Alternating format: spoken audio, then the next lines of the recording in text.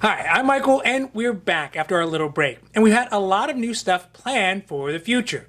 First, we are so grateful for your help getting us to the 50,000 subscriber marker.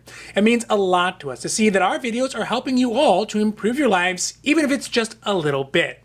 It means even more to us that you are all willing to come along with us and participate in our community, in our discussions, and join us for our videos.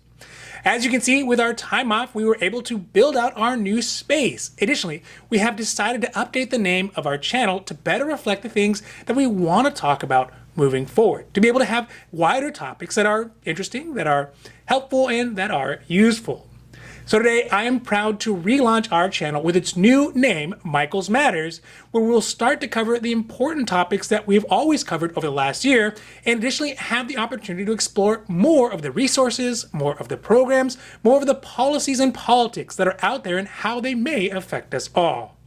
So today, we are starting off with the second edition of this month's Food Stamps and SNAP Max Benefits States and Dates, where we have 25 new states who've announced when their SNAP Max benefits will be dispersed. Also, we're going to talk about one little mentioned provision that's in President Biden's America's Families plans that would help some of our country's neediest people get access to SNAP and food stamp benefits, even though they have been excluded from them over the last few decades. Now, this is Michael's Matters. And before we get to it, if you like this information, if you find it interesting, if you find it helpful, please don't forget to like and subscribe. That way you can get updates when our newest and most informative videos become available. Now, before we get to the list, I just want to give you all the usual pretext. First, this is just some of the early states who have released their June food stamps and SNAP Max benefits. There are usually more states later in the month, and even then again at the end of the month, who release their distribution dates. So if you don't see your state here, then they may be coming out later in June. Also, for this list that we put up initially, if you have a hard time finding your states, you can just pause the video when the list comes up, and that'll give you some more time to see what states we're going to cover in this video. Now, finally, keep in mind that some states are paying a month behind, or may even have catch-up dates even farther out. So that means for June benefits, they could pay in July or even as far as August. But for May benefits, they also pay them out in June. So there shouldn't be any missed months. Okay, so here goes the list in alphabetical order. The first state is Alabama, and due to their system constraints, SNAP Max benefits for June will be sent out on June 30th. This month, these benefits will reach an estimated 366,778 families in Alabama. For the state of Arizona, June SNAP Max benefits will be sent out on the state's regular issuance schedule from June 1st throughout the month. Now, miraculously, we have an early month announcement for the state of California for SNAP Max benefits, which will be sent out on July 17th. This will reach 2,417,230 California households. In the state of Colorado, they will issue June SNAP Max benefits from June 5th throughout June 10th. This will reach 250,000 households in Colorado. For Washington, D.C., they will send out this month's SNAP Max benefits on the regular issuance schedule. It is estimated to reach 88,000 households in the district. For those of you who live in the state of Florida, if you normally get your SNAP Max benefits on the 7th of the month or before, you'll get this month's SNAP Max benefits on June 8th. For the rest of the state's residents who get their benefits after the 8th, SNAP Max benefits will be issued on the regular staggered SNAP schedule. For new approvals, Max benefits will be received within 2 weeks after being approved. In the state of Florida, they estimate that 1,728,065 Floridian households will benefit from this support. For the state of Illinois, they will do their SNAP Max benefits on June 22nd. These benefits will help an estimated 998,143 eligible households. If you live in the state of Indiana, your SNAP Max benefits will be sent out on the regular staggered issuance schedule, June 5th through the 23rd on odd days only. New approvals will get their benefits the day after they are approved. For those of you who live in Kentucky, they will do their SNAP Max benefits from June 1st through the 19th. It'll be on the regular distribution date and according to the last digit of the Social Security numbers. New approvals will be issued a day after they are approved. These benefits will reach 204,461 households statewide. In the state of Louisiana, they will issue SNAP Max benefits for June on June 4th, 11th, 19th, and 25th. These benefits will reach 415,000 households. For the state of Maine, they will send out their SNAP Max benefits on June 10th to 88,556 households. Maryland plans to send out their SNAP Max benefits for June throughout the month on the regular issuance schedule to 336,088 households. For recipients in Michigan, June SNAP Max benefits will be issued from June 12th through June 22nd on the standard staggered issuance schedule. Any cases that are new or got missed will have a catch-up payment date for a 10-day staggered period that will end the first week of July. These benefits will reach 559,083 households. In the state of Missouri, they will issue the SNAP Max benefits starting June 1st through June 30th on the regular issuance schedule. Any new approvals will be sent out within 3 days of being approved by the state. These benefits are expected to reach an estimated 336,830 state residents. For those of you who are living in New Mexico, they will send out SNAP Max benefits throughout the month from the 1st to the 30th of June. These benefits will reach an estimated 265,220 households. In the state of North Carolina, they will issue this month's SNAP Max benefits on a 10-day run from June 22nd through June 30th and one last day on July 1st. These benefits will reach 784,261 households statewide. In the state of Ohio, benefits will be issued on the regular issuance schedule throughout the month.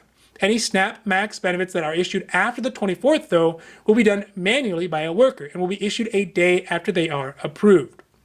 Ohio expects 759,100 of its residents to receive these benefits. For the state of Oklahoma, the state will send out SNAP Max benefits starting June 10th through the 15th. Additionally, for any new supplementals to the recipient, that's the extra amount that should equal up to $95 or more in benefits, those will be sent out by the 15th or later. Oklahoma expects 213,446 residents to benefit from this support. In the state of Pennsylvania, they will send out SNAP Max benefits on June 16th, 17th, 18th, 22nd, 23rd, 25th, 26th, and 29th, and 30th. Furthermore, they will do a cleanup distribution for any additional support of missed payments on August 6th. 961,293 households will benefit from these in the state. South Carolina will also set up their SNAP Max benefits for June 1st through the 19th. New approvals will receive benefits within the regular payment schedule. These benefits will reach an estimated 336,357 households. For those of you living in the state of Tennessee, they will pay out their SNAP Max benefits on the regular issuance schedule from the 1st to the 20th. This will assist 529,070 households. In the state of Texas, they will do their SNAP Max benefits on a randomized staggered issuance schedule starting June 7th, that's today, through the 11th. This will help around 1,109,094 households. Utah plans to pay out their SNAP Max benefits on June 27th for nearly 78,000 households in the state. In the state of Vermont, they will issue June SNAP Max benefits on July 15th to 38,891 households. And last but not least is Virginia, who will issue their SNAP Max benefits on their state's regular issuance schedule, and that'll be for 367,106 households statewide.